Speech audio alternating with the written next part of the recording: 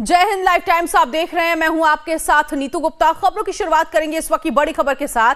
Supreme court ने निजी संपत्ति विवाद में एक बड़ा फैसला सुनाया है। आपको बता दें कि इस पूरे मामले में चीफ जस्टिस डीवाई चंद्रचूड़ ने फैसला सुनाते हुए कहा, सभी निजी संपत्ति समुदाय के भौतिक संसाधन नहीं हो सकते। कुछ निजी संपत्ति समुदाय के भौतिक संसाधन हो सकते हैं। ये 9 जजों की बेंच ने फैसला सुनाया है।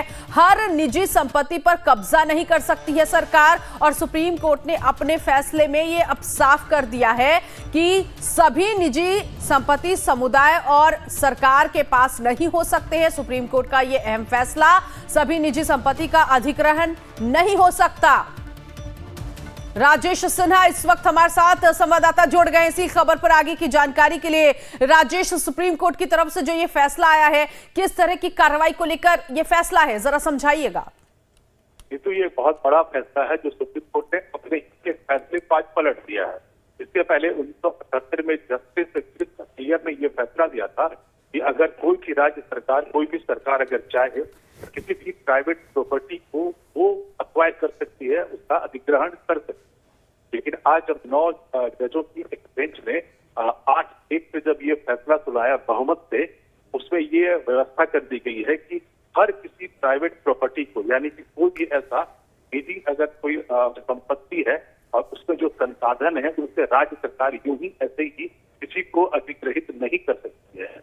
हाँ, इसमें कुछ राइडर्स दिए गए हैं। इसमें यह भी अपवाद रहेगा, अगर सार्वजनिक हित में राज्य सरकारों को लगेगा कि इस प्रॉपर्टी का, इस संसाधन को एक्वायर करना जरूरी है, तो वो कर सकती है। लेकिन जो पहले 1978 का जो फैसला था जस्टिस अय्यर का, वो ये था किसी की निजी संपत्ति को राज्य सरकार एक्वायर कर सकती है। और इस पूरे जो मामले की जो सुनवाई हुई थी, वो अप्रैल के 23 फरवरी से शुरू हुई थी। 5 दिनों तक, यानी 1 महीने तक इसमें सुनवाई पूरी हो गई थी और उसके बाद फैसला को सुप्रीम कोर्ट ने सुरक्षित रख दिया था।